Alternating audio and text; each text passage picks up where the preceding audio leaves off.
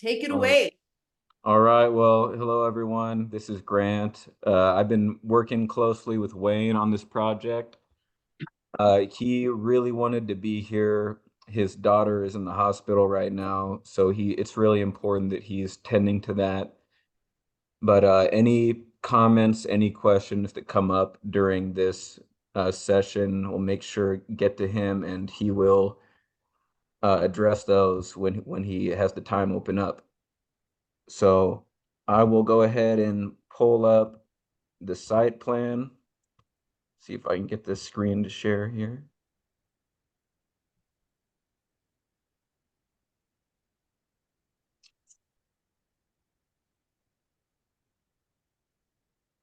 There you go. All right, you're able to see this? Yep. Okay. You in the room? Yep. Okay. Okay, yeah, I will show you the revisions on the site plan before I get into the report, and that will also lay out the plan once we get into that. So what we're looking at here is there's three main master plan documents that are drawings of the site. This is the planting plan. So all of these, every plant, every tree, every perennial in here has a number that corresponds to this master plant list over here where you can see my cursor. I encourage you all to check this out and see what we've incorporated here. It's a selection of mostly native fruit and some nut trees, as well as some evergreens, and everything on here is medicinal or edible. The main revisions on this plan were right in here in front of the patio. We had discussed making the elements more more temporary, less fixed, so the space could be utilized more multifunctionally. So the outdoor kitchen elements under here, we reduced the footprint, and the idea is that these would be on wheels. Everything in here is able to be moved around, so this could be an open space. The amphitheater area out here as well, we just went ahead and said, let this be temporary seating, can bring out benches, can bring out lawn chairs. And when that's not being utilized, just more open space. And the another bigger thing we did was we reduced the footprint of the rain garden quite a bit and incorporated some more edible perennials. This would be a berry patch, blackberries, currants, and raspberries is what we selected for over here, as well as some low bush blueberries. And please feel free to ask questions as I'm moving through this. Okay. So that was the only alterations we made to the top plan. If I can pull up the larger view. Okay, are you still with me? Can you see this? Yep. Okay. Another thing we changed on the plan was we added a fishing bank area. There are more details than all these places in the actual report, but we're talking about the incorporation of interpretive signage, educational material, safety. We addressed some potential bridge sites to link this area over to Riverside Park, as well as a docking area for kayaks or whatever watercraft.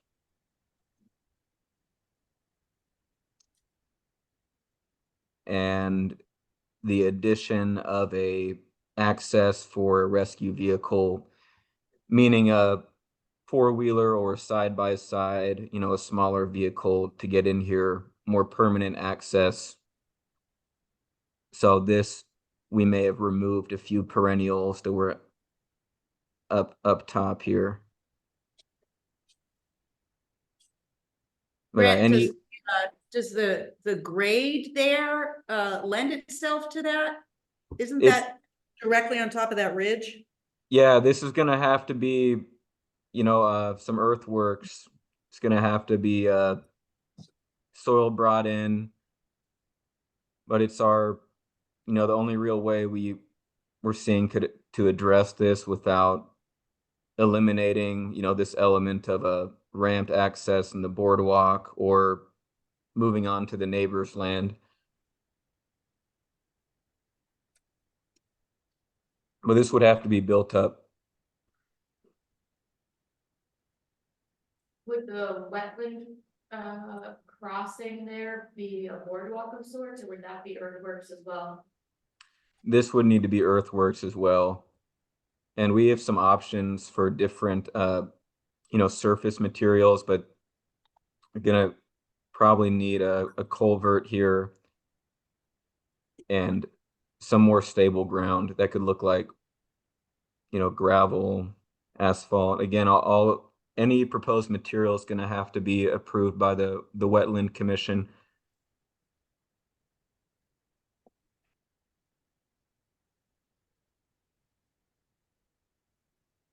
Well, this is the concept map, and the next phase will be presenting this, collecting more input from people such as the Wetland Commission, and it may be that we want to consider access from adjacent properties as well. I know our issue with creating access over here was, well, you're kind of trapped, by this boardwalk, trying to create access on this side.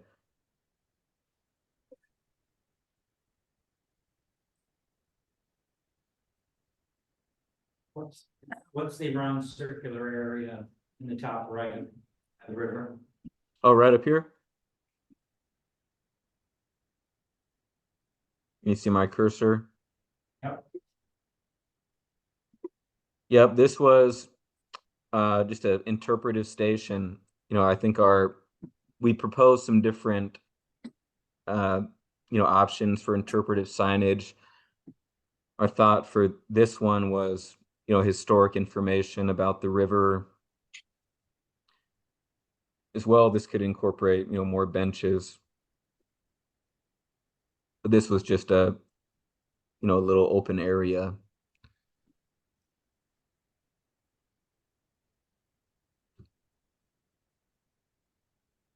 Shall I move on to the report? The report will address the plan as well and kind of lay out the site in different zones. Yeah, unless anybody has any other questions on the drawings. Questions or comments? Go for it, Grant. All right. So it's a dense report, it's long. So I'm thinking I'll give an overview of it and can go back and zoom in on any section that you'd like to focus on. Start with the table of contents here. So can you see this? Yep. So the first portion of this report is the site analysis, which no changes have been made to this section of the report. We shared a site analysis during the first few sessions of the planning. And what follows the site analysis is a narrative explaining the different elements, the different areas of the design, followed by some information on the management of these systems, the built environment, the agriculture. We include ecological restoration plans, how to manage native grasses and herbaceous species, the wetland restoration, as well as the forest management. And the last the last section here regards the project development, some notes on safety measures, opportunities for education, recreation, our ideas on project phases, and really a ballpark on what kind of costs we could expect. Again, these are a lot of our ideas, but I know you guys are going to be talking a lot about the project development in the coming workshops. And in addition to this document, there's an appendix. We had to separate it into two files because it's so much information. We included a lot of visual references in the appendix, but you can see it includes sources for plants, the master plant list with quantities, a whole bunch of information on all the approaches to take this building soil fertility on site, and a lot of options for the building and energy systems, different appropriate technologies. There's a lot of good stuff in there that I think could be the subject of workshops, and be sending people home with things to incorporate themselves. So scrolling down here through the executive summary, we just lay out the structure of the plan a little bit of philosophy.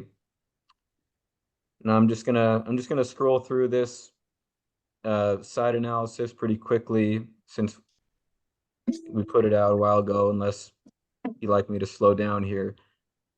No, I think we can definitely zip through that piece. I think the interest we have here now is more the, the operations, management, the proposed timelines, because that's where the local group is going to have to start, putting their attention and work.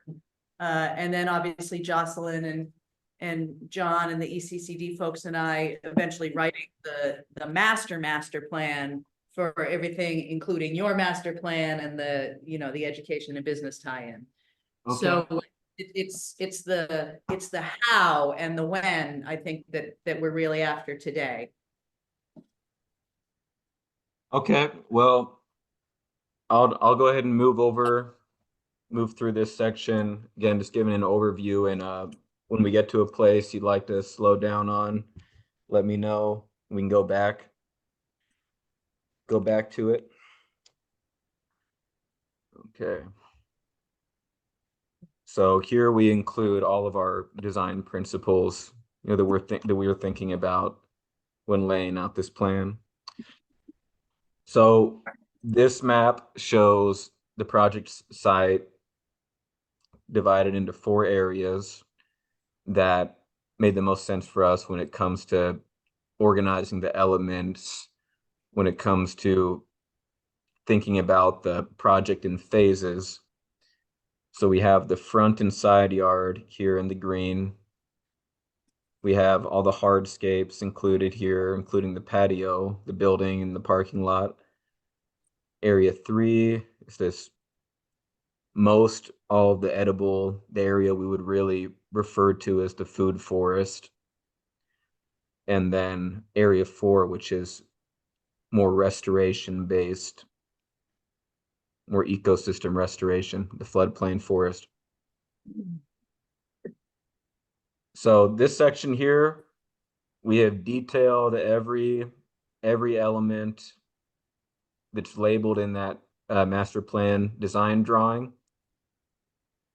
It's a lot of great information here about the why things were placed where they're placed, and what they are, what the intention is for the element.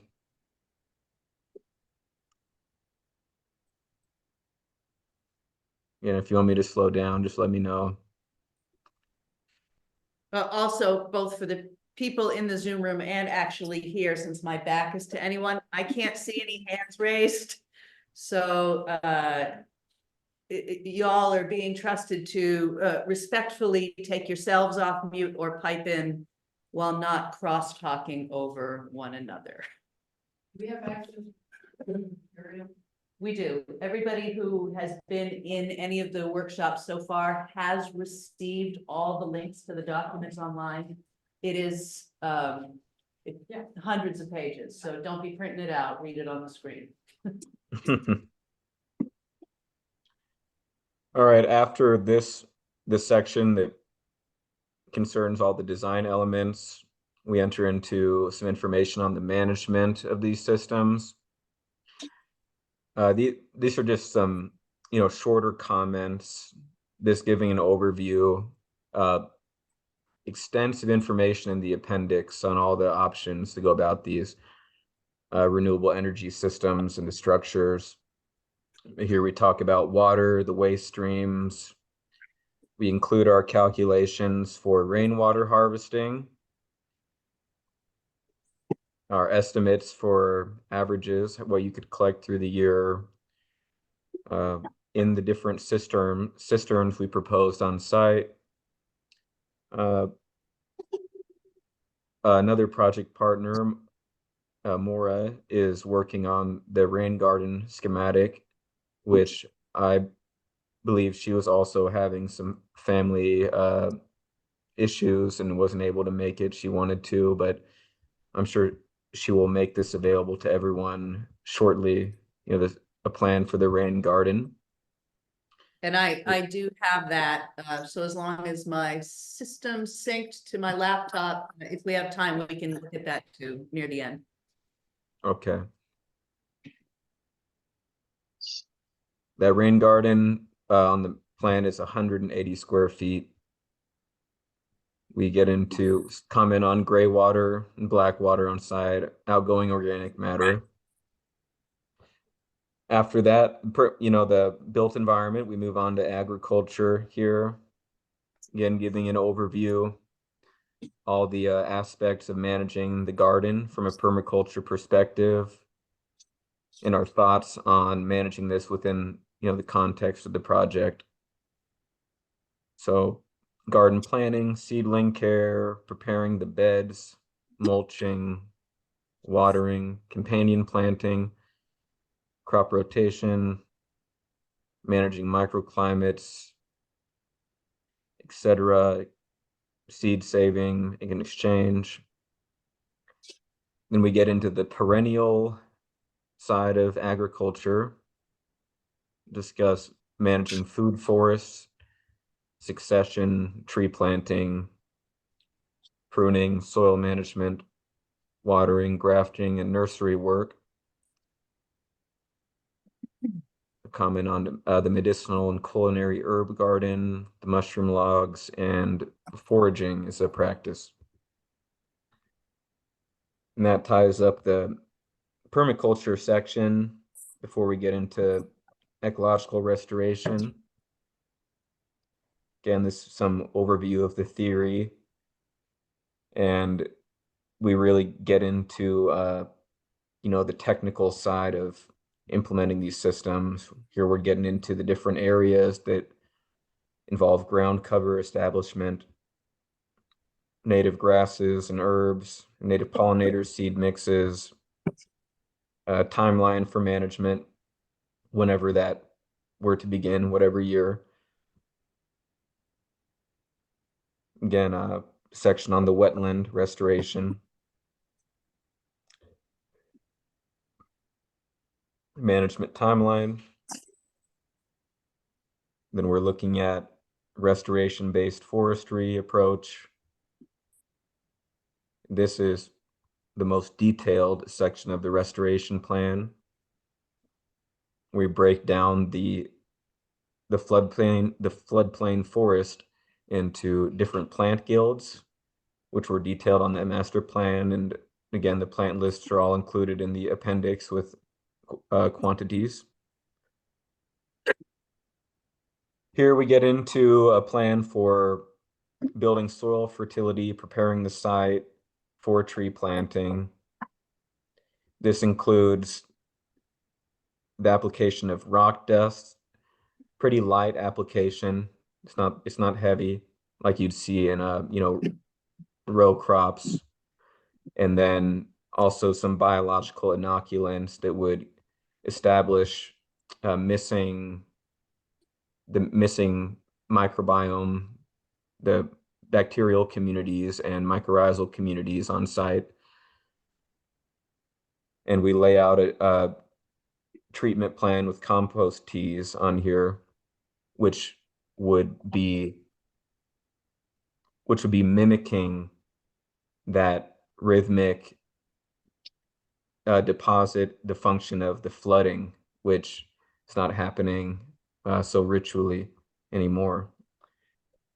This lays out a timeline of activities for each compartment, each of those plant guilds on site. We have the establishment year 1 through 3, year 3 to 6, years 6 through 10, 10 through 20, 20 plus, ongoing management and monitoring.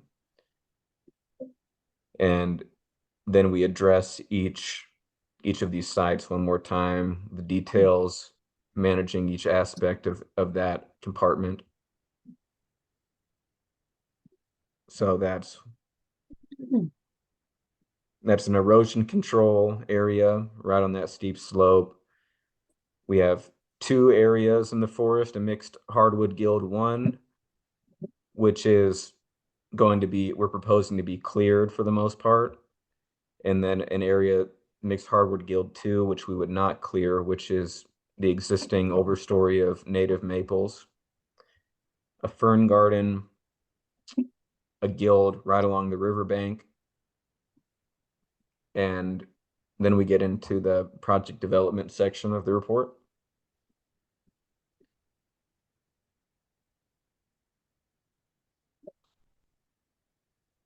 So first thing on this section is our comments on different aspects of the safety measures for the park, having clear signage, operating hours, first aid, etc. We include different opportunities for education, recreation, workshops, just all the activities you could hold on site. We have agriculture and permaculture education, environmental education,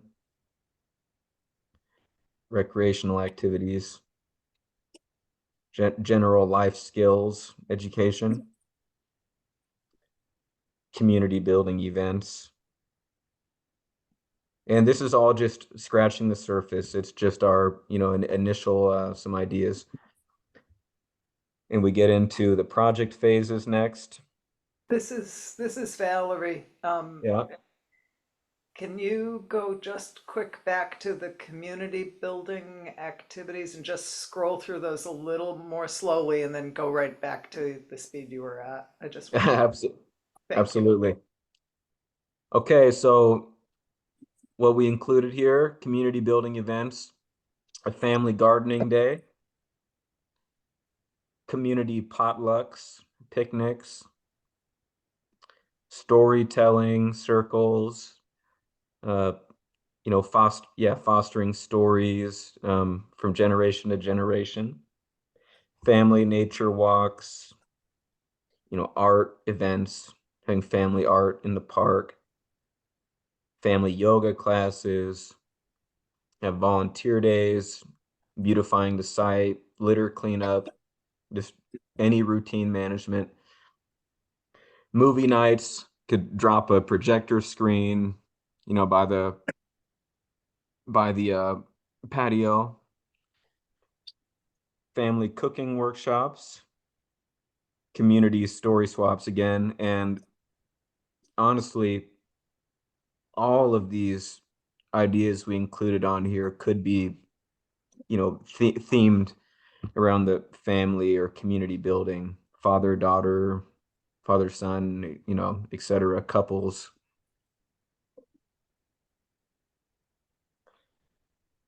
Okay. Then we'll get on to project phases. Yeah, just so briefly before you move on to that, Grant. So, in thinking about the progression of these workshops, right? So we're halfway through now. We're going to be moving into that education unit. Obviously, the main tie-in there is how does the function of the building, the facility, and of course, the grounds tie into those career paths, because that was a priority for everybody. But education is more than just the education of youth. We are talking about, you know, adult and community education as well. So as we start to move into that, you know, start to imagine who are gonna be the leaders in some of this, right? Because the ideation has to move into implementation, and things have to be implemented by actual people. So who are those people? Who are the leaders there? Who wants to be a leader there? You know, how do we open those dialogues? Go ahead, Grant. All right, the project phases section.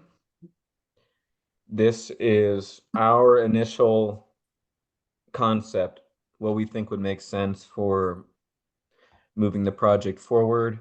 Although we realize this is going to be contingent on funding opportunities. But our thought is phase one will be the bottomlands restoration area. And this is primarily because of the amount of disturbance that would come with this phase. It would involve, according to our proposal, for what we'd like to see happen on that area, involve a lot of heavy machinery in the establishment phase, skid steers and things that might pose pose a threat to the establishment of the perennial plantings and all that we like to see in the upland section of the site. Phase two be the backyard gardens, the food forest, for that same reason, being that we have the disturbances associated with that bottomland site, and then the disturbances that are associated with the ongoing restoration of and construction of the building, and what would along Okay, bye. as well as the the hardscape and the driveway. So phase two, backyard gardens, the food forest plantings. Phase three would be the front yard, side yard, and all the hardscapes.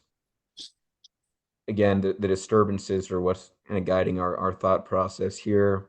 This would have to follow the major renovations on the historic building. That might be involving, bigger equipment coming in. And phase four being the final touches, feedback, ongoing. And the last section on this report is the estimated costs.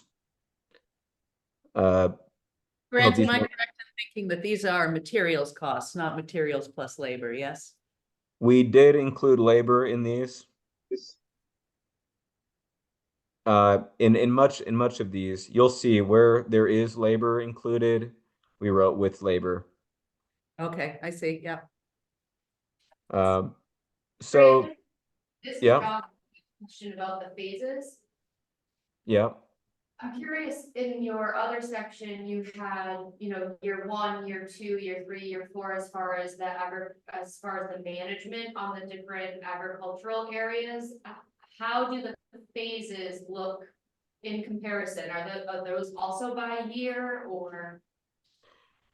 the phases is a general overview. It's what you're seeing right now.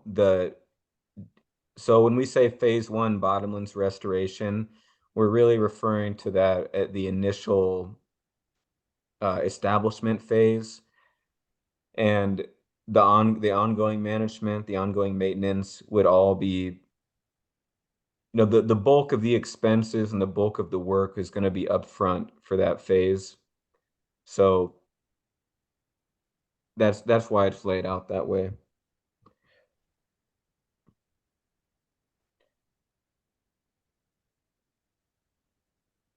The estimated costs here don't let these numbers scare you too much, because there's still a lot of room for options in the materials. Some of these in what elements to be included. For example, we're seeing permeable driveway and parking spaces. We're looking at options for $10 to $30 per square foot. You can see that creates quite the range in price there.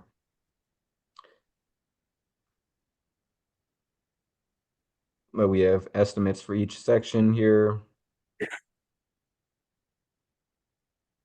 Some other costs which may or may not be necessary. This is regarding different permits that might need to have application fees associated with them, engineering drawings, things of this sort. And that brings us to the end of this report. Should I move toward the appendix, or do we want to stay on this? Let's see if anybody has any particular questions about, and again, I would suggest we mostly talk about, the phasing and maintenance suggestions. Because we do need to start thinking sort of operationally. So I'll toss that out. Marcia, yeah. In the phases, unless I missed it, do you have a phase like prior to starting any kind of planting, going through and making sure there are no invasives, and I'm sure there are, but removing those prior to that? Did you hear that, Grant? Oh, could you say it one more time? What about invasives? Is there a plan to get rid of them before you start anything? Yes, this is all detailed out in the forest restoration section, and that is the first step in restoring those bottomlands is vegetation removal, followed by immediate planting and very close monitoring in those next few You're years. starting to clip out a little bit, Grant, so why don't you just scroll up to that section that you're talking about, and just so we can get a sense of the level of detail.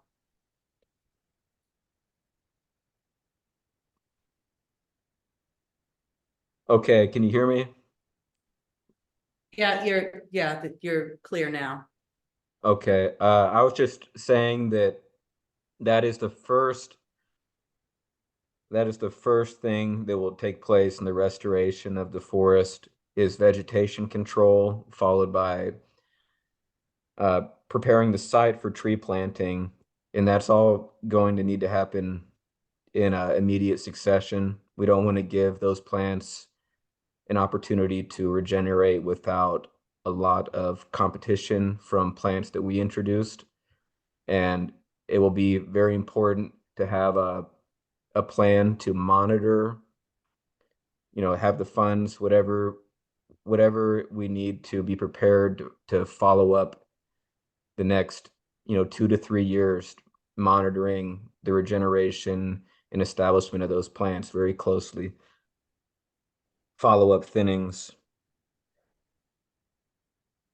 And yeah. Laura and Dan aren't here from ECCD tonight, but in the original grant application, that is part of the role that is identified for them as a project partner, to assist with the specific identification of the invasives. I mean, Grant and Wayne have been on site and have identified the species in play.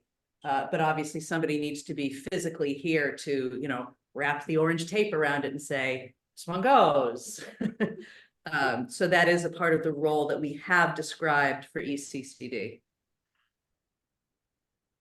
How much money is the number not to be scared of? I can't see it. That's further down the line. Let's just get. Did you hear that, Grant? What was that? So the question in the room is, what is the final total number in the cost estimate? If you don't mind Okay. scrolling back down to that. Yep, no problem. Again, just this is not set in stone. There's a lot of options for how to address different components of this plan, but we're looking at Total estimate, 193,105 to $366,420. I don't think that that's that bad. No, it's not.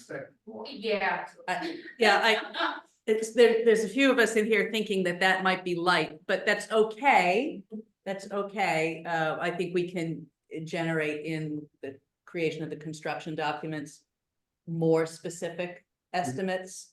But it does give us a ballpark to work with in the first place. Lot of volunteers. A lot of things. I mean, we do already have some cost saving measures identified, most notably, after the last workshop, Charlie Obert actually reconnected me to, Jack Swat, who is the president of the Connecticut chapter of the American Chestnut Foundation. They have already, committed more or less in writing that they will provide either seedlings or stratified seed stock for a chestnut planting in part of that food forest. Which will either supplement or take the place maybe of some of the numbered plantings, depending on how we go. So, you know, that's a cost savings of $1,000. I mean, you know, so there are ways that we can identify either donations or, as you point out, volunteer labor throughout. And because we're going to be piecing it out, you know, individual sections might cost more or less depending on what the nature of those activities are. Go ahead, Grant. Yep, you know, I can move on to the appendix and show you what I included in there, and we can circle back and start zooming in on any section you all would like to. Sound good? Sounds like a plan. Okay. Yeah, and let's loosely plan, guys, on taking the last hour, starting from 7 for like discussion of the detail. After Grant gives us the overview, based on what we've seen.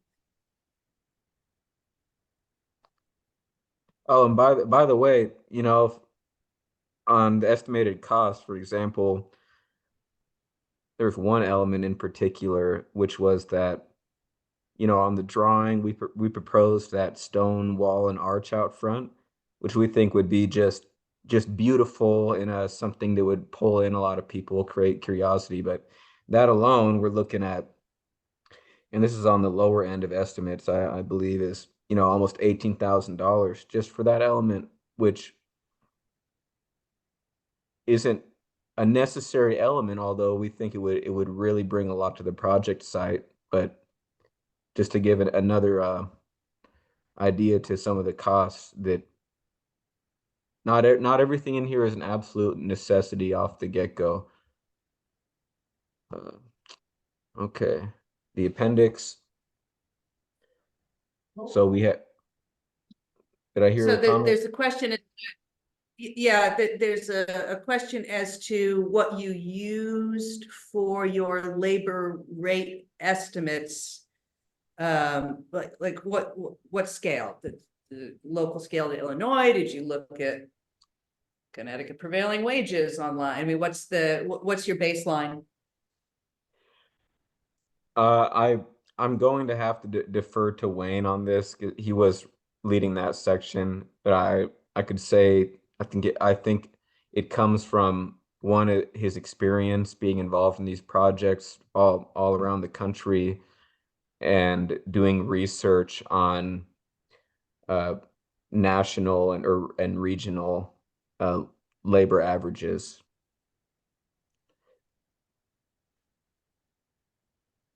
So I'll make a note of that, and you know, again, any comments, I'm gonna make sure get back to him. We'll go over you know, this session, and I'll make sure everything is heard.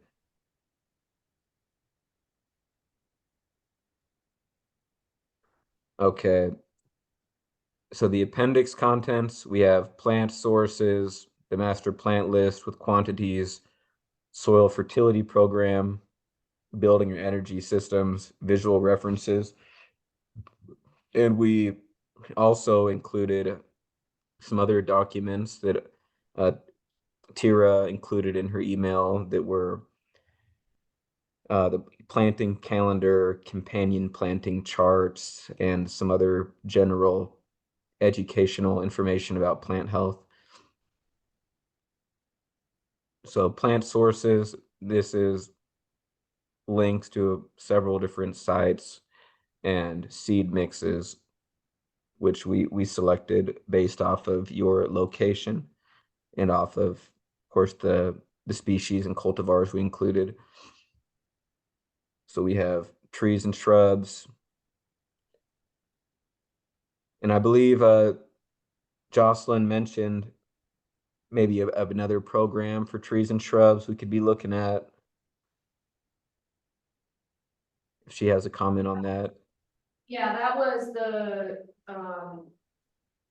conservation, Soil and Water Conservation District in Aroostook County, Maine is doing a program where they are growing trees to sapling and then actually shipping them.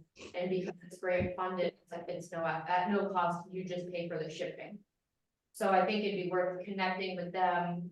They're focusing on local or more native plants. And I think they are doing some chestnut stuff too, actually, as a test run, but I'll put it on my notes to check the link and see what that program is about.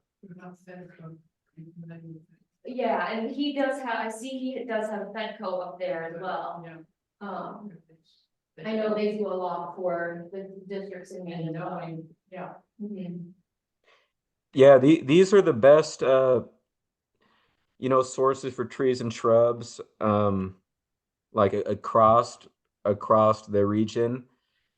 But if there are governmental programs and those are, I think, always the way to go because they have good stock and it's gonna be cheaper than anywhere else. So maybe there are other soil and water conservation districts nearby or other state programs. We were struggling to find some for your area in particular. We have native ground covers, the wetland seed mixes. I'd be curious if, again, through the ECCD or other conservation groups in the area, if they have access to different seed mixes, native seed mixes for pollinators, wetland, or prairie, as well as ferns. Culinary herbs, vegetables, and then the biological inoculant, which we included in our fertility plan for the forest, which is mycorrhizal based through Advancing Eco Ag, which is doing some great work.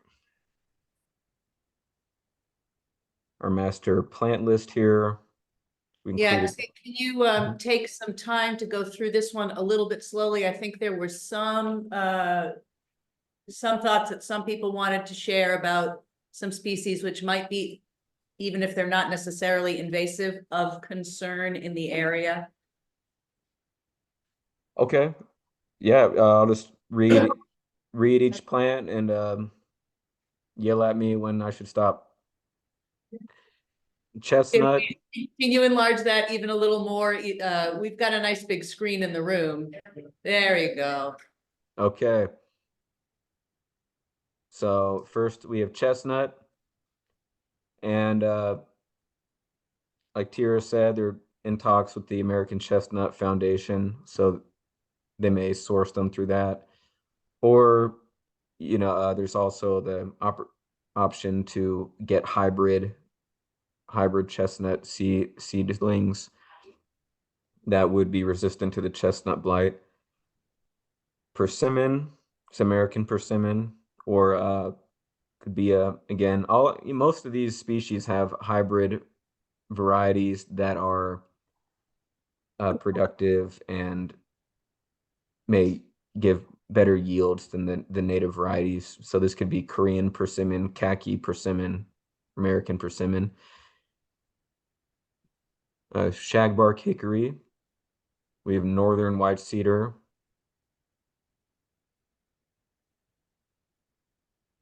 I'm not sure App- about this, that cedar, I know there's a cedar rust that attacks the apple, so I don't know if those are two of the pair, but I'm not sure if that species is the one that's an issue. We need to check that. Yes, there is a cedar rust. It's our experience and recommendation in here that if you select more heirloom varieties of apple and pear, and you are doing regular soil fertility treatments, which we outlined in here, that should be negligible. If you lose some, it may be present, but it may not absolutely destroy your crop. So apple, cherry, crab apple, mulberry, pear, apricot, plum, quince, peach, trifoliate orange. We were going to put in, but had to make decisions based off the amount of space we had. This would be a beautiful plant to have in a pot, as well as Meyer lemon, eastern redbud, elderberry, arrowwood, bayberry, blackberry, bush cherry. So your number 21 is one I had concerns about. Uh-huh. No, Marshall too. Yeah, I don't believe it is actually technically classified as invasive, but it is, It's really of no value. it's problematic, yeah. There'd be better options. It's kind of like candies instead of. Hummingbirds. The butterfly, right, the butterfly bush, I know it might not be, but, you know, Tracks all the critters. all my butterflies, my different ones, and I raise monarchs, and like she said, the hummingbirds, the hummingbird moth, they all love the butterfly bush. And I don't believe they. It's still not a valuable source, even though they may flock to it. It's kind of like candy instead of meat and potatoes for the, you gotta have a little sweet. In my opinion, there would be many other bushes that would be better. But I just. So that's something maybe, Marcia, you could send me in sidebar, yeah, as a separate suggestion.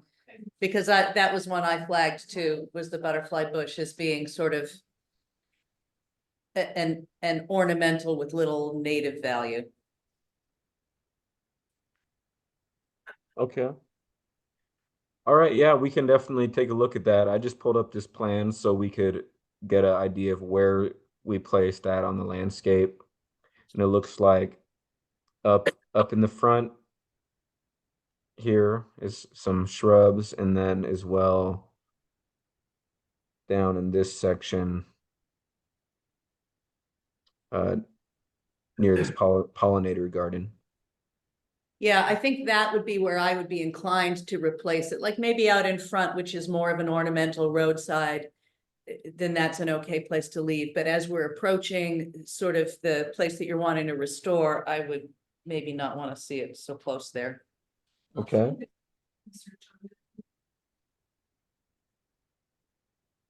And we can come up locally, Grant, with the substitutions. I mean, I can just track that. Don't worry about amending the plan. We know what our concerns are. Okay, great. Also make a note and make a note of that.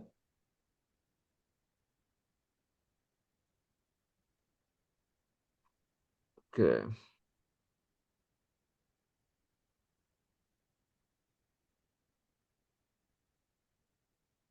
Okay, can you still see my screen?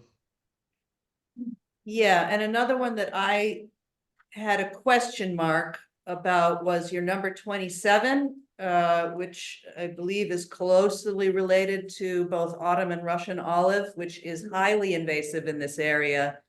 Now, I know that the multiflora is not specifically flagged by the state of Connecticut as an invasive, but it is in that same family. Well, I would go because it's in that same family. Yes, from, my discussions with Wayne, and, I'll be honest, I haven't seen this plant in person. I wish Wayne was here to, comment on his experience with it. But he seemed to say it doesn't encroach as much as, autumn and Russian olive do. It's not as problematic, but that is something I'll highlight, and we can take a closer look at and get some of his input on.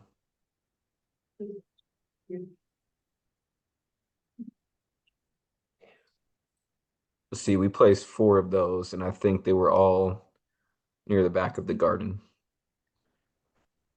Those are the 2 that I remember standing out. Okay. Did you have any others that you flagged? What did you flag? Valor. That's it. Valerian. That is on the Connecticut invasive list. Yep, we have, after our last meeting and got that feedback, we've taken valerian off this plan. And there's another one, it's not on the Connecticut invasive list, but it's creeping myrtle. Creeping myrtle. No, take over and you run over anything that's not. Yeah, I believe that was in our, Get ground cover, I think. I think this was in the erosion area.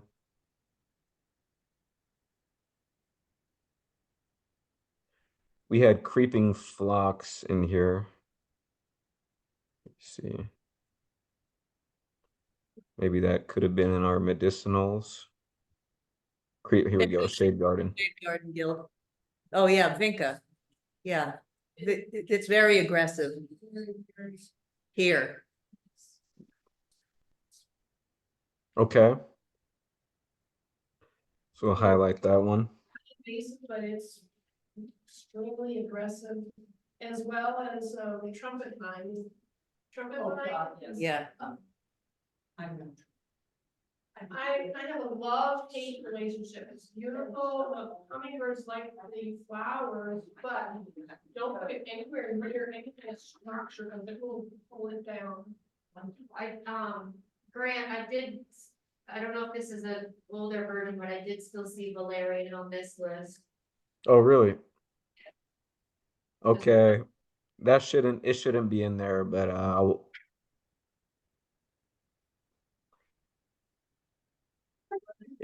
our intention was to remove it, so I apologize if it's still in there. That's all right, just letting you know. Okay. Okay, so I took a note of the gummy berry, butterfly bush, creeping myrtle, the valerian, Trumpet vine, right? trumpet vine. I think it can be a native to the area, but you just have to be really cautious where you put it. Yeah, though, in my property, it takes over everything else, so any of my other nice plants.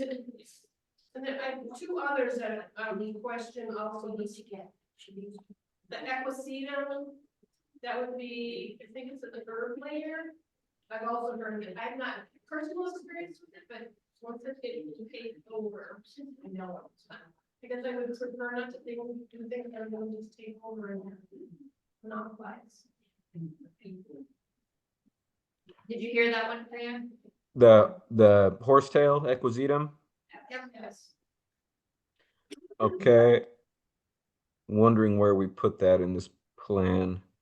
If that was, do you remember, did you see that in the Bottomlands area, or was it in a? There. I mean, it's more of a water. It is a water plant, and you know, we generally recommend that for people to incorporate, whether it's directly in the soil somewhere that they manage it.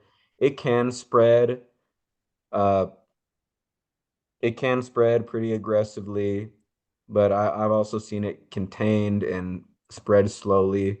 We recommend that because you'll see later on here in the soil fertility section, that's a plant that I personally use often, and I know Wayne does as well in compost teas, and it's a plant high in silica, so it's something people even in, you know, small aquacultures or And you're gonna work more than 40 hours or whatever your overtime level is, but they won't give you overtime. That feels like a violation of labor. So you're gonna work more than 40 hours. Brody, put yourself on mute.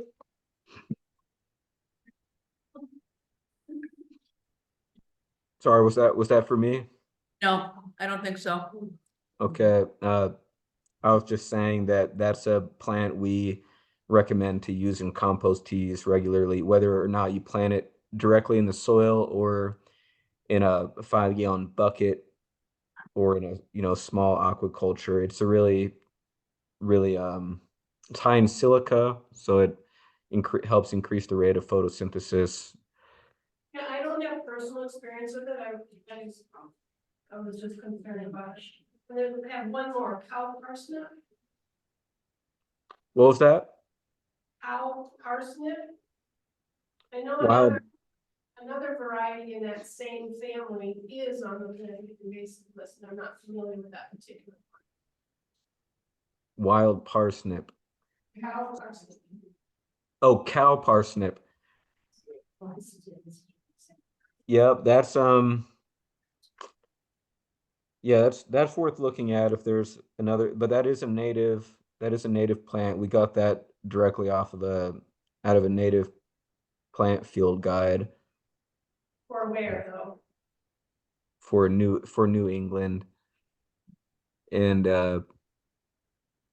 anything we took out of that book, including that plant, I'm positive we looked at the ranges. So it is native to your area. The other thing to consider with the cow parsnip is that it creates like a phytotoxic chemical on the skin, so if it's in any place that the public could be interacting with it, it could cause severe skin blistering and stuff like that, so it might be worth just taking it off the list since it's in a public place. I think that sounds great. We have so many plants in here that, you know, I think it's worth eliminating any plant that could pose a risk. So Well, we've got the recording, Marcia's got some notes, and obviously, Maura and Dan at ECCD have already given you some feedback, and, you know, we'll be, once we get to implementation, we will be going over this at any point, but, you know, it's good to be aware of what has been suggested here that could be a problem later. mhm. We may need to sub out. Great. Okay, so we're getting a good list going.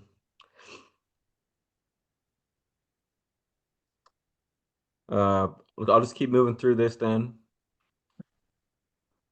Chokeberry, currant, Father Aguila, gooseberry, gumi, hazelnut, high bush blueberry, Joe Pye weed, low bush blueberry, raspberry, Siberian pea shrub. That is not a native, but it's been a great addition in our permaculture systems we've worked with. It's a nitrogen fixer, spice bush, sweet pepper bush, bearberry, winterberry, inkberry, mountain laurel, oak leaf hydrangea, shrubby quinquefoil.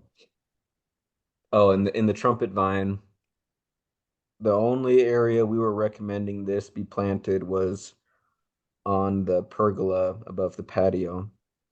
So if that's not what you want to go with, then should be thinking about what else could be hanging on that pergola.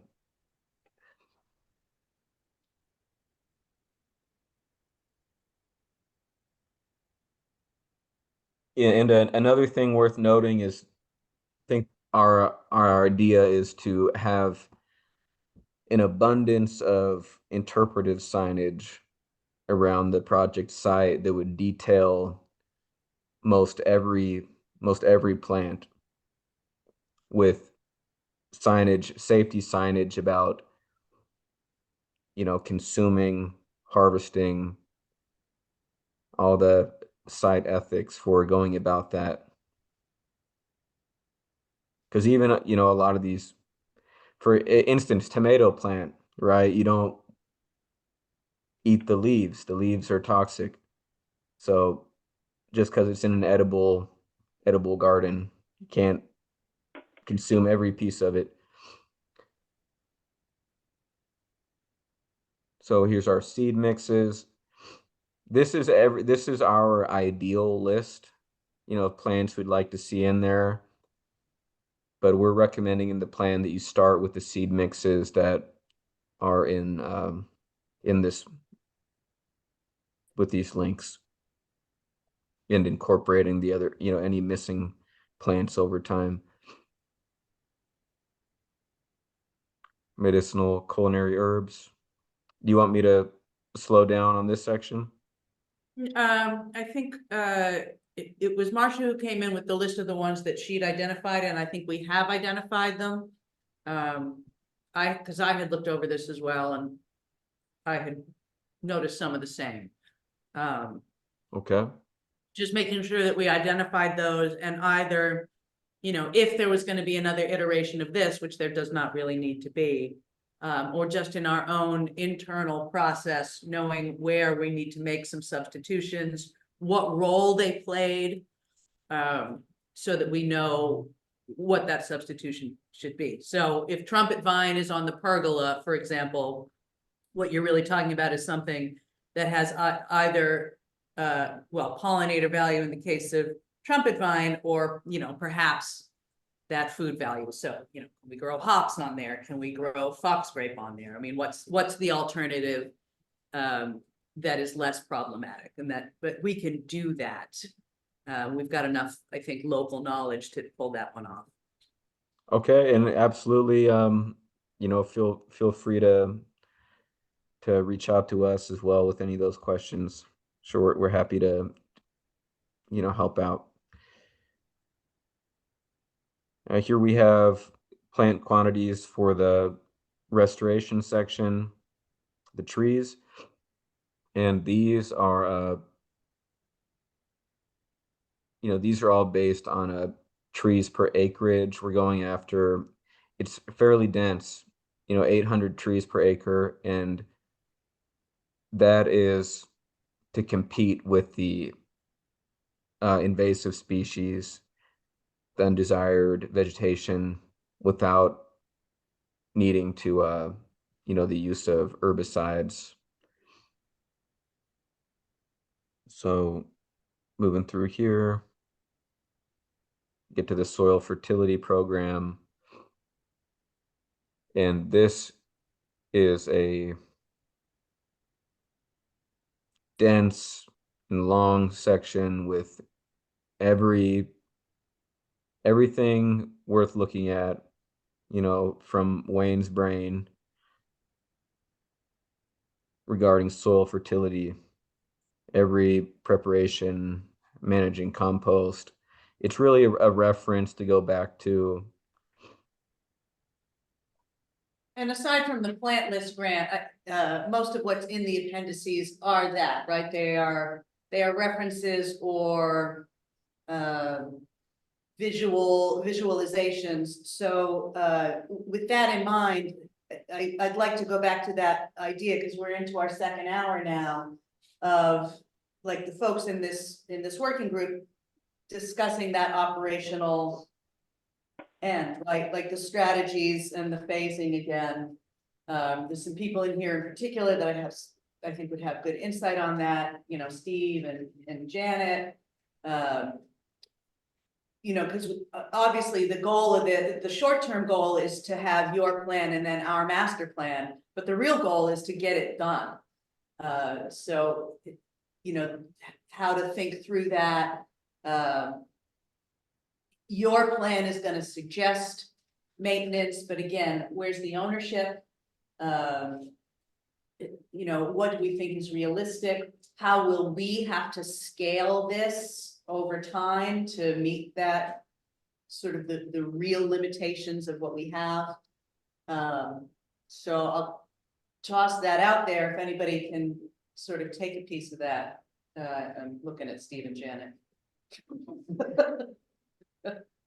You put too many things in at once. They're gonna fight for space and nutrition, and some will just plain die off. Yeah, and you gotta be very careful about that. Don't overplant. And I think what we need is, we need to get the area cleared so we can actually see what we're doing. I mean, we're trying to do all this stuff, but yet we don't have, you know what I mean? We haven't even, I'd love to do a walkthrough one of these days to see exactly where. If it stops raining. Yeah. Oh, well, yeah. Yeah, so the good news is that it is town-owned property. We could go any at our own discretion. You may go, do keep in mind that this is also behind people's residential That's it. properties, and, you know, none of the paths that are here are there.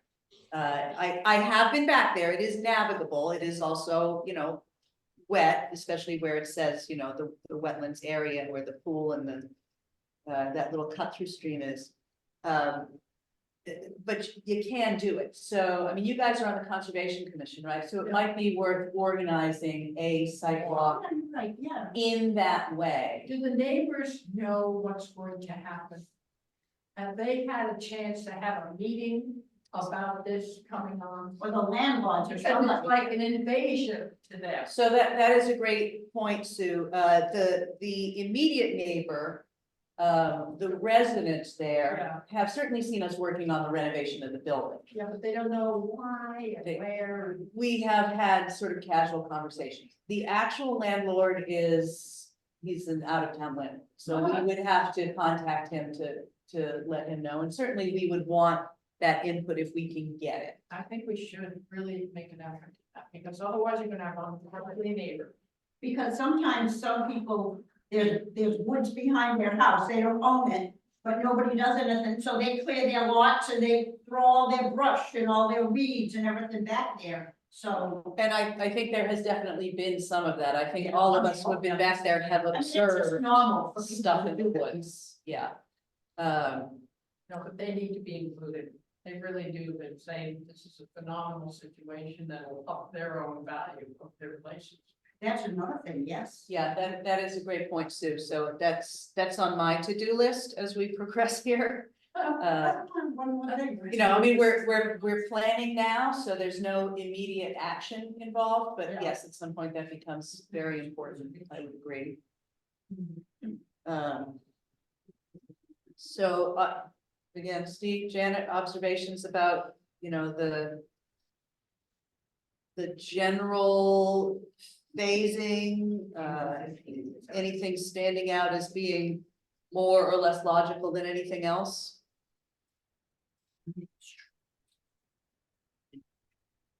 I don't understand plants, like some of the people in the room, but, you know, I understand what you've got to do first, clear it out, big stuff first. Yeah. As far as coordinating that with, what gets cleared, what doesn't get cleared, what gets planted. I'm not gonna be. Just one observation I would add that I can see the logic of starting down near the river. The restoration area kind of working up towards the road, but if there's. A lot of the public is not gonna see that area, so for the public to see progress. maybe the area right near the road might make sense near the road and building. We moved up a little in the order, but you can still get to the backland as long as you don't plant the food forest. If you could do anything on that side of the house. you don't need to do it. Yeah, so, I'm gonna see if my folders have synced up from my network to here. What kind of trees are back? I mean, you know, I haven't been there, so we might have some trees that are really nice and. You know, some of the trees, they get that, what is that weed that wraps around it and chokes it. Bittersweet. That bittersweet, yeah, so, That's going to invade anything you plant, right. because the seed does the job. So, Grant, can you close out your screen for a second? I'm just gonna, screen share sort of about this secondary grant opportunity that has opened up, where we do have an opportunity, if we're successful with a grant, to get some stuff done Do early. you know about, the Sierra Club has a Connecticut chapter and there is some Connecticut money available? I have the new magazine and it might be something to move into. I did not know about that one, but I am trying to open, a little file of a carve out of a section sort of where the hedgerow is. So after the last workshop, Valerie actually emailed me a link to a private foundation grant through the Kubota Foundation. It's kind of it's more like a contest than a grant. Let's see, I'm gonna make this bigger. I mean, it is a grant, but it's still sort of, they run it like a contest. So they have 10, they separate the country into 10 regions, and you submit your application and they pick, oops, it's too far over, 2 applications from each region that they consider finalists. Oh, this is going to take forever to load. We'll let it catch up with us, I guess. Maybe. Maybe not. Bring the focus back the other way. I don't think that's the issue. Oh, maybe it is the issue. Oh, that is, okay. That's why. Thank you, JBL. I got ahead of myself. I think, Brown, that's somebody else's house up there, right? That's this? Yeah. This is the Frontier building. Okay. There, okay. AT&T. All right, so we get back here, share. Why is this doing this?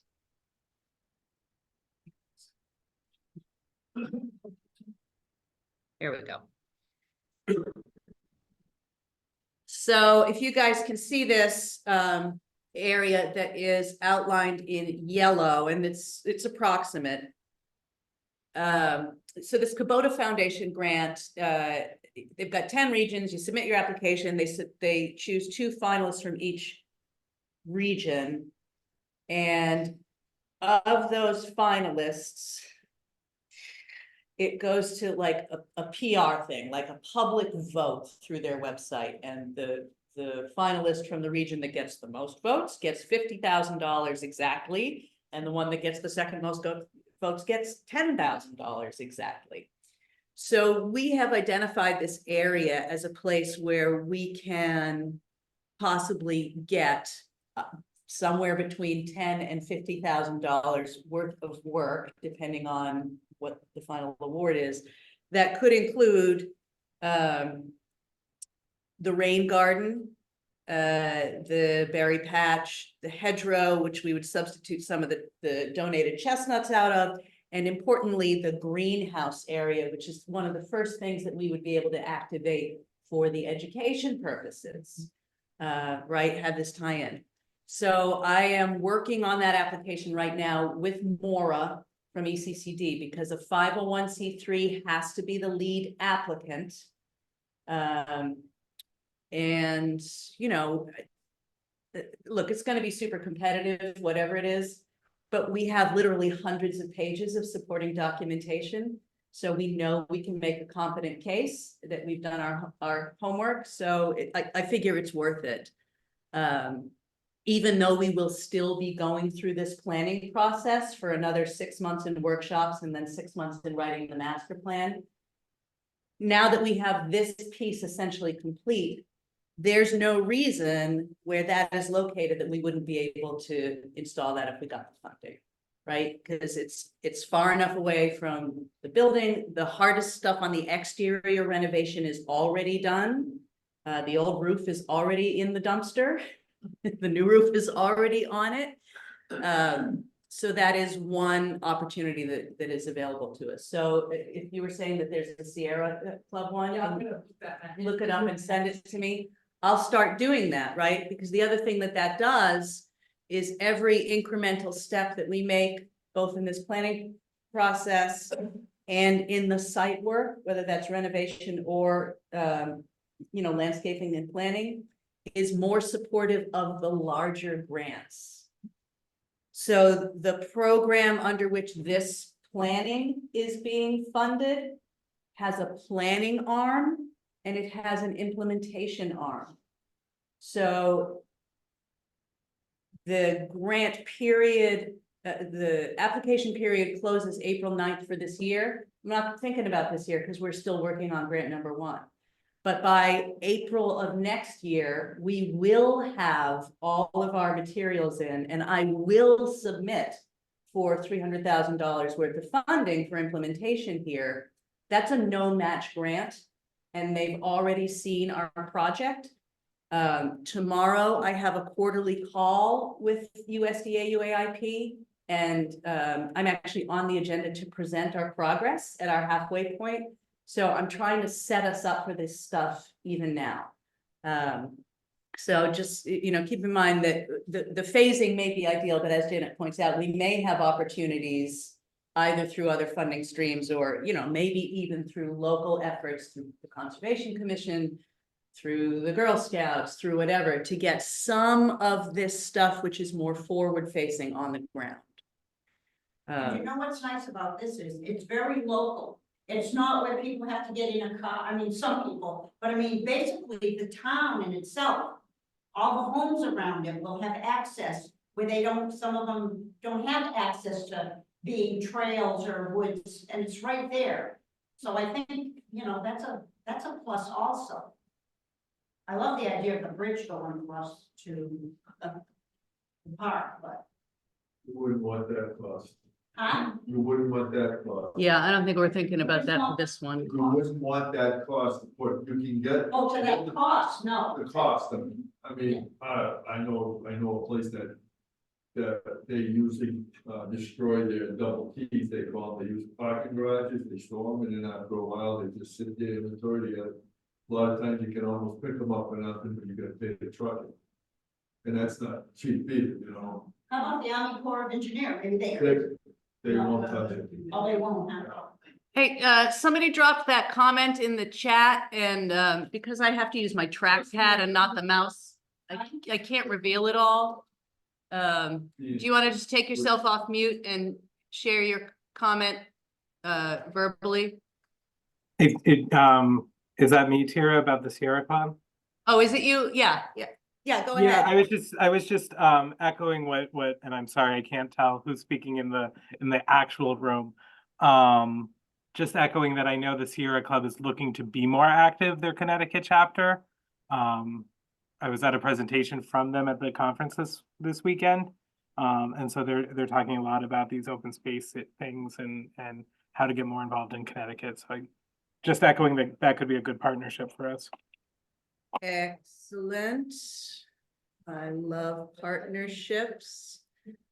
So does anybody have anything else, that we should be talking about right now about this operational maintenance strategy? Because that's ultimately the thing that's going into the report that's going to make the difference, right? That's going to be what convinces people to give us more money later, is that we know what we're doing and who's doing it and why we're doing it.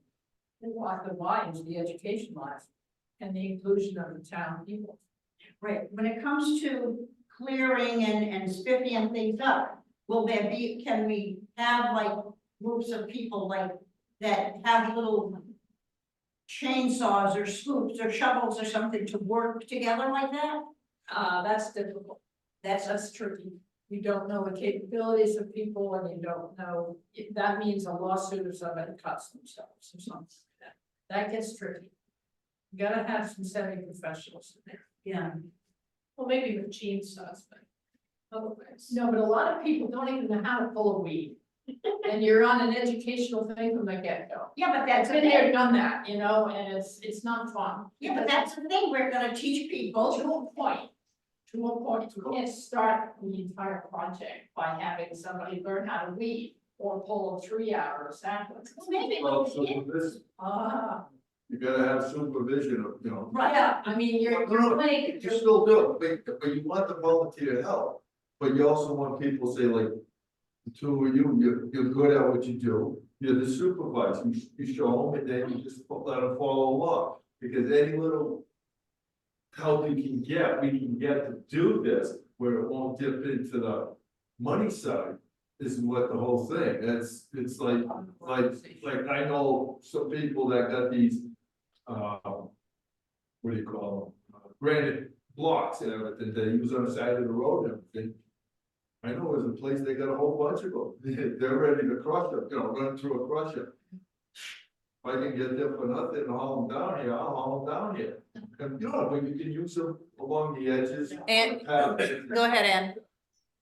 I think, so when I think about what would make a grantor, what would make this attractive to a grantor, if I were the grantor, I would be looking at, and I know this is early yet in the plan, but as we see grants, we're going to have to throw them out there, right? So I would be looking for who's going to run this? What's the longevity plan for this? And as I listen and I look at the scope of this, it is a rather large scope. I know it's up to us as to how we phase it and so forth. But if you want to build something in perpetuity, you really need to establish a board. And a board could be established before any other structure, but I do think that one of the things that we ought to think about early on is establishing some kind of a governing board. If we just depend on, throwing in volunteers as we can get them, there has to be more. I think there has to be more of a strategic plan than that. That board should be charged with a strategic plan. And then you could say to a grantor, we have a plan, we have a board. This is how we plan to use your money and to make sure that it's there in 20, 30, 40, 50, 100 years.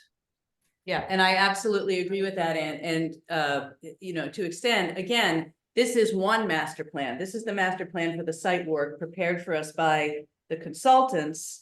But our master plan must address those items. So look, nobody's going to answer that question tonight.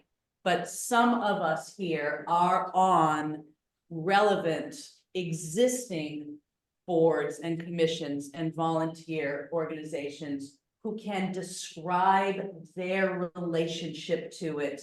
And at this point, you're just describing it to me, right, after maybe a commission meeting.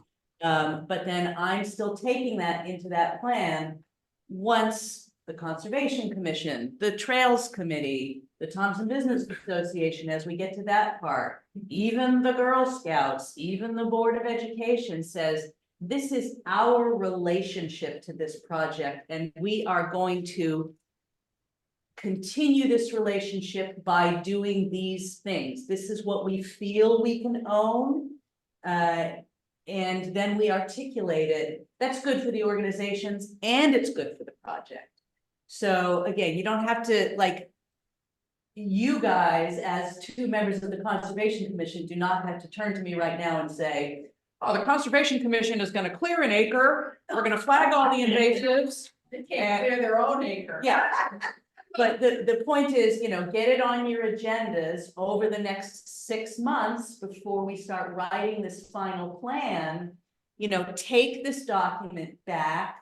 You're not going to discuss the whole 300 pages in your monthly meeting, your next monthly meeting. Prioritize. We're on the whole 300. I mean, I've got things downloaded and not down, on my computer, but not.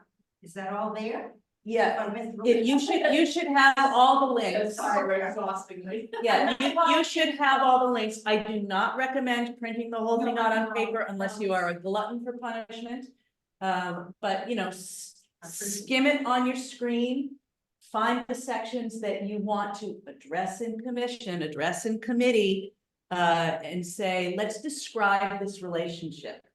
Because otherwise, I will tell you this right now, it's great that we've gotten this far essentially on my own steam. Yeah, really. But I cannot be the sole owner of this project. I can't. It will not succeed, no matter how much energy and time I put into it, if I am the sole actor. Right? What's the old Mother Goose story of the, you know, the little red hen and the loaf of bread, right? We can't have a little red hen. All the people have to grind the grain and bake the bread and, you know, churn the butter if it's going to make it to the final point. Otherwise, we're just gonna have a very expensive, very attractive plan. So we're still open for suggestions. I'm thinking of in the implementation, like in these phases. It might be an opportunity to get a TerraCore member involved. Obviously that person would need leadership and guidance, but it could be a project coordinator type role. To get all these acting groups on site and doing what they need to do. See, that is a great strategic observation, right? How does it get coordinated? Right? Who is the actor who pushes the action forward in a practical sense? Right. Yeah. Well, and that, you know, I think of like, you know, I don't know what the town's capacity is, but a lot of the smaller organizations involved, they might not have the staffing to do that coordination role. But usually TerraCore is, you know, partially funded. Usually you have to set up some housing or something, or maybe even one of the nonprofits involved or local nonprofits could connect there, but they are usually specific to this sort of work, so. So that's something we, yes, from sidebar too. Anybody in the online attendance have any other observations as well?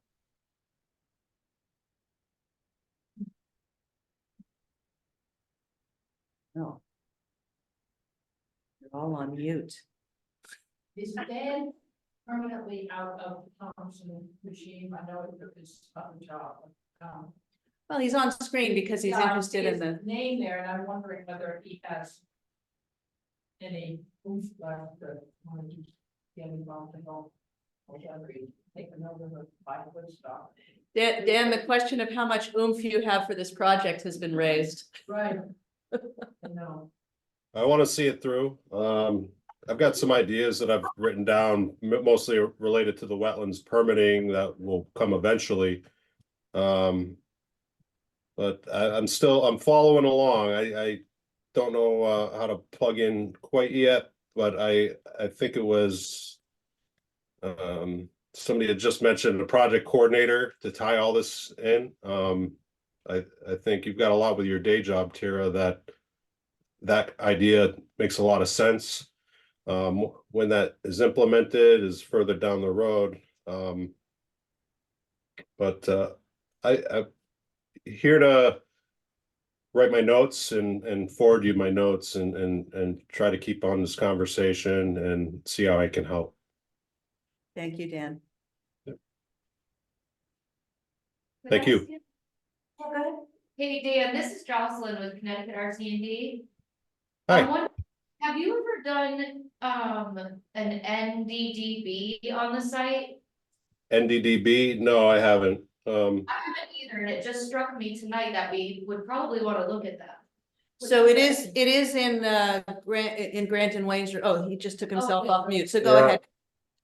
Yeah, just saying that I put in a request for a NDDB report and included a link to this plan. I put that in, I want to say about a month ago. I haven't heard anything, though.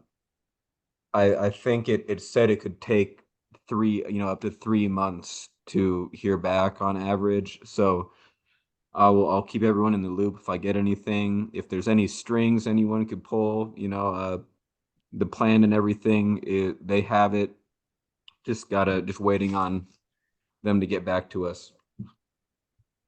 And I did look at the website, for the mapping and, you know, that's not a precise Right. depiction. It did not have the cross hatching for identified Oh, it did it. species there, but it did have, in the bottomlands, it was flagged as critical habitat floodplain forest. Right. But I think we knew that, and that just means your disturbance has to be, you know, minimal or improving the quality of that critical habitat, which I think in this case, we can easily make the argument we are doing. If we are clearing invasives, restoring native species. Yeah.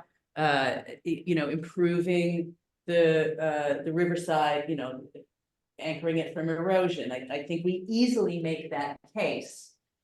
So what we have to hope is that that eventual report comes back and does not in fact say, no, unicorns actually live through the rocks.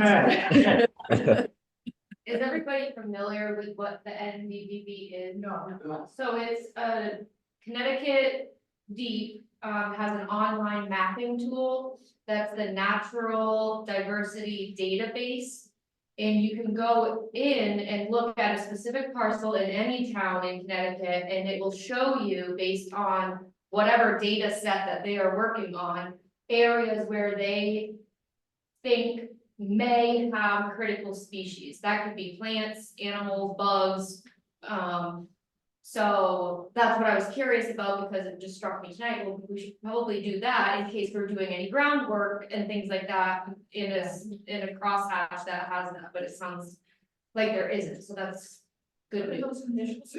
NDDB. And you can also look at individual parcels in our parcel map system and turn on a layer that shows a variety of conservation issues, prime farmland soils, the NDDB flagging, a couple of other things, like where there's wetlands. So you just have to sort of play with those On the tabs and you can, GIS. on the Thompson parcel maps. And you may even get better detail because the NDDB maps are for a whole town. So you kind of look at a whole town, you kind of figure out if you're in there. Yeah, I don't think. Since there. Maybe Natural. what Jocelyn was saying a few minutes ago, but like getting the board for this together. It makes sense to me that we would try to pull somebody from each, like the Historical Society, the TBA, trails, you know, everybody would have a interest in being represented in this board, I think. Yeah, I think that would be a natural way to go. Yeah. But that also, you know, requires there to be willingness, right? And is it just that I'm gonna put my hand up, but, you know, not show up and contribute? Or am I going to put my hand up, meet once a month or once a quarter or whatever that board sets as their schedule and, you know, do the work? We have a couple of outstanding volunteer committees and commissions, actually many of which are represented here in this room. People who do show up, show the interest, but a thing that all volunteer groups are vulnerable to is not feeling empowered to make the decisions, right? Not feeling like they are the person who can sign the paper, call the contractor, get the quote. So in the creation and description of that board, that authority also has to be made clear. I think a representative that could be included in that board too are the users within the facility, like, I mean, that's kind of down the line, we're talking about who's taking up that space, is it office space, is it a nonprofit, is it small business? I think that should be a representative on that board as well, because then they're kind of seeing what's happening in the facility, but that's down the road when it's established. Right, and we have been spending almost the whole first 6 months talking about site design and agriculture and ecology. That's been functional in a couple of different ways. One is that it's something that resonates with people emotionally and they like to be a part of projects like that. You know, but it did get people in the door that way, but you know, moving into the stuff that is more nuts and bolts of how does this facility work? Provide its function to the community, not just the landscape, but whatever happens in that building. You know, that's that next 6 months. It's gonna be a harder lift because it's gonna be people describing actions to be taken. That's when you've gotta get the neighbors. They've gotta know this is gonna happen. And I'm gonna need your help, a lot of help from you and Polsky and.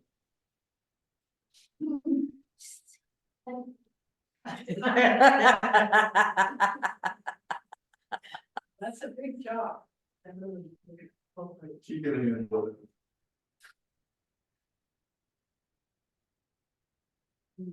Any other thoughts, observations? Yes, yes, Ms. Blanchett. Well, I have to say that I think Ann's comment was really right on point, because it's much easier to get grants for construction than to get grants for like operation and maintenance. And so having the long term, instead of have to be there to for the community, not the first year, but in year 10, in year 20, what is it gonna look like? What are those paths gonna look like?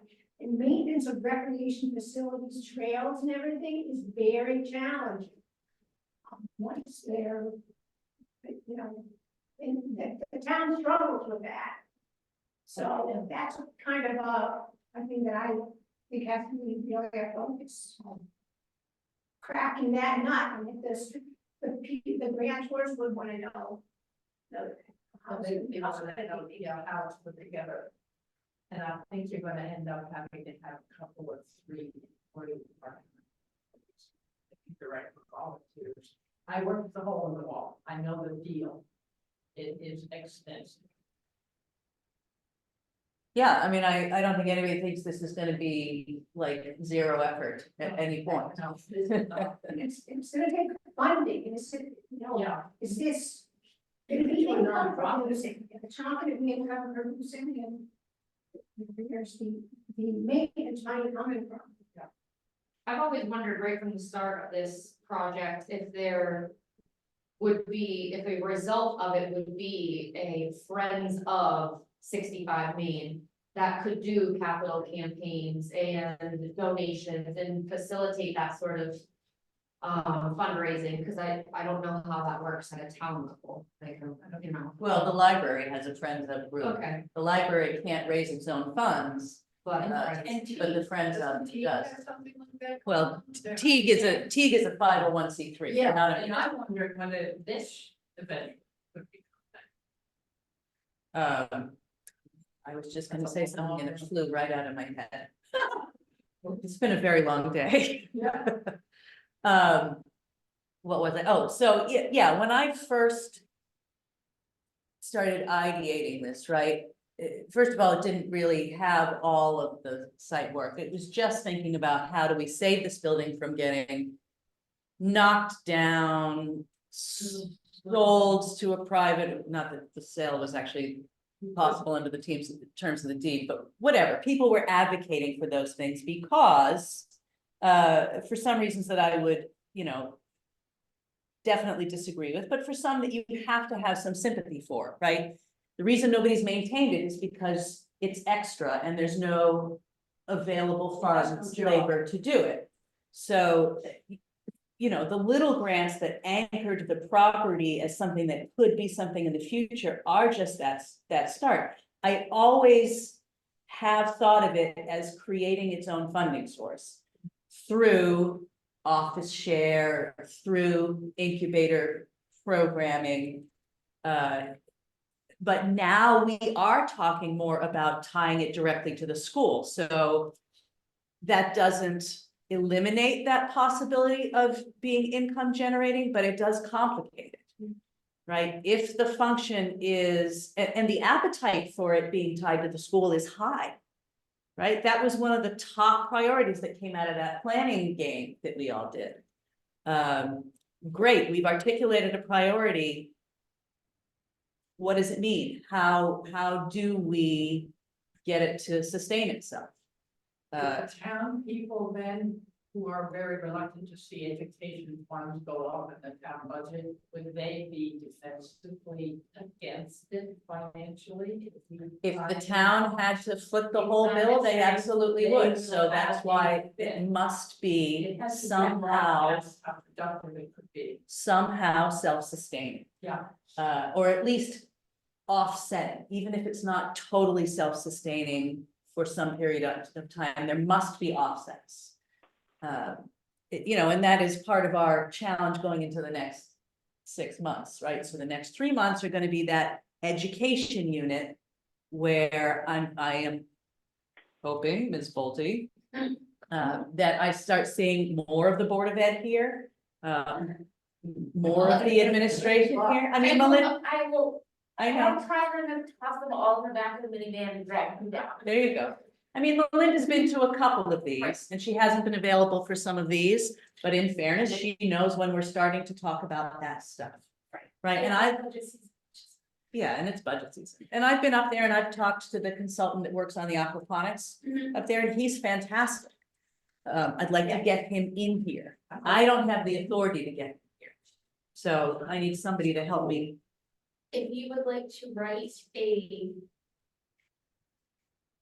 professionally filtered letter, I don't necessarily always have that filter. I will happily pass that along, so I know exactly who you want to cherry pick from our portion. And I don't even know all of the people who might be the best choice. Right. I know some, obviously, you know, Yeah. Melinda, Chef Fran, Yeah, that guy Eric, whose last name I forget, who's the aquaponics oh, yeah, consultant. yeah. You know, because they're talking about a career pathway in Exactly. potentially, Okay. you know, farm to fork, I- agriculture to food service. That's really. They do have aquaponics. That's pretty. You also now have to tie into with some of the local farms in regards to the culinary program. Mm-hmm. And I know that in particular New Boston, it has their farm stand where she's doing the canning and all of that stuff, and that's another education piece we could lean on, and that's something that we could also maybe lean on rec once it's time to start doing those programs, if it's $5 fee per person or whatever, just like cover material. Grant, are you still there? Can you go back to your, to the report with like just the summary of the kinds of educational opportunities that are there? You know, and it's just a list, but to Jess's point, if these are the things that are generating the funds. Now the challenge there is, you know, Rex programs are often run at a bare minimum, right? Right. They're just barely sustaining themselves. So can we charge more for these programs to seed funds into this? I mean, as, you know, the tie-in that I have with Girl Scouts. If we were to do a program, let's say, mine are very big on outdoor cooking, so like if you had an outdoor cooking space, and I mean, fire and coals, not stove. But those are skills that a lot of people aren't comfortable teaching their family in their own backyard. They prefer to have a space where they can do it, where it's a little bit more controlled. So if you had space to do something like that, and then you had those programs, I could see people spending a fee if it includes the material, they don't have to haul anything in to be able to, one, use the space and use the materials. So this is, you know, and I think we started to talk about this with Amanda the other day. You know, you guys do offer educational opportunities. You guys, I mean, I'm on the council, it should be we guys. You know, how many of those programs are also bringing sustaining funds into them, or are they all being offered on grant bases to the participants? Mostly grant based. Yeah. Yeah, right now. But I will say, as far as the cost thing, my experience is that when I used to work for the Soil and Water Conservation District, I had such low attendance for free programming. Even if I put $5 or $10 on it, to me, it seemed like the participants felt that they were getting some value out of it because there was some cost to attend. So even if it was a nominal fee of $5, the attendance went up. So I think obviously free programming is important for all communities, but there may be a balancing act there of, maybe something like that where it's food and fire and you're getting a meal out of it, that there's a cost to that, and then right. So there may be a balance to free programming and cost-based programming. The only ones for RC and D that really have costs associated with them are those that usually would have like food involved. But most of the time it's covered by the grant, it's part of the whole thing. Well, it is not quite 8, but I am exhausted. Does anybody have anything else they want to toss into this conversation before we wrap? Next meeting. So the next meeting will be the 4th Wednesday of April, the date off the top of my head, I can't tell you, but whatever the 4th Wednesday is. What is it? The 24th. The 24th of April, 6 to 8. Assuming there is no conflict, we will be back at Town Hall. We had to come in here tonight because early voting, although I do like this room. And that is starting the education unit. So we're gonna back burner the site design, except in as far as how does the site inform these potential career pathways? There is an Integrity Plus award ceremony at a high school, 6:30 to 8:30 that evening. Oh, you're killing me. What? Integrity Plus Awards, the high school does, these aren't your regular, perfect attendance, high honors, these are the one-offs where it would be something that, someone had like a math comeback of the year type of a thing that, kind of recognizes those students that may not always be what are making this effort. All right, so I've tried to keep the schedule consistent so that we can all plan for it, but if this is gonna be a conflict with the group that we most want to interact in the next. Right. So do not put April 24th in your calendars.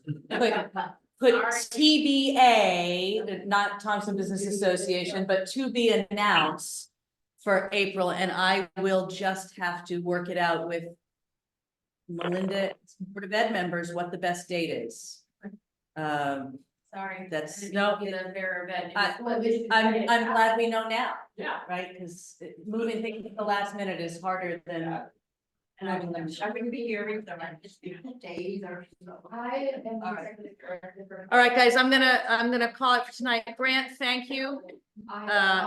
As usual, I will do the best I can to summarize this and add it to that rolling report. I may not get to it tomorrow because I've got a bunch of stuff to do tomorrow. And then we've got the long weekend. So sometime next week, I'll have this out to everyone. Sure, we'll be looking forward to it. Thank you. Thank you. Bye, Thank guys. you. Bye. So that Everyone on the attendance sheet? Yes, if you haven't signed in, please do so I can track you for my government funding. I don't even want to get that.